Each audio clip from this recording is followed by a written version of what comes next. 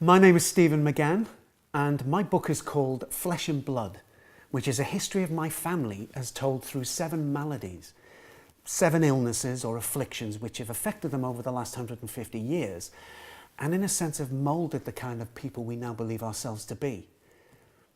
Chapter 6 covers the years from 1983 to 1990.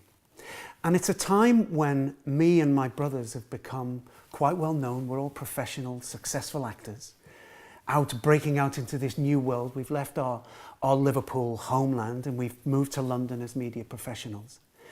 But it's a chapter that focuses on heart problems of 2 different kinds. There are the physical heart problems that affected my father at this time and eventually took his life. So at this moment that my family are beginning to break out into the world, move, if you like, into the limelight, my father was taken from us by a disease which had started hidden inside his heart from when he was a boy. And once my father had died, it sort of affected the dynamics of my family and their relationships. And gradually, the chapter of heart problems also looks at the problems that affect the heart of a family as they begin to grow older and they begin to naturally grow apart from each other.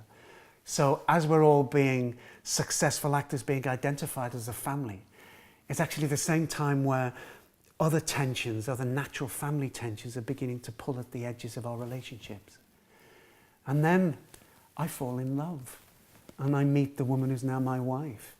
And so a new family comes into my life in this chapter.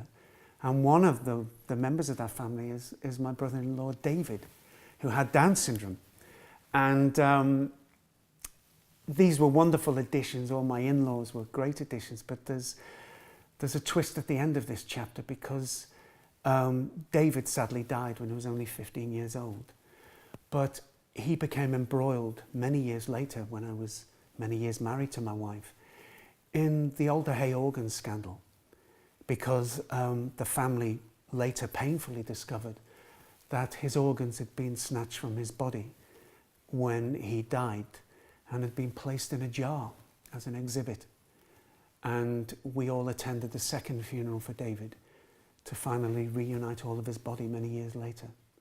So it's a story of many different kinds of heart problems, all of them having a very strong effect on the people alive and the family we all believed ourselves to be.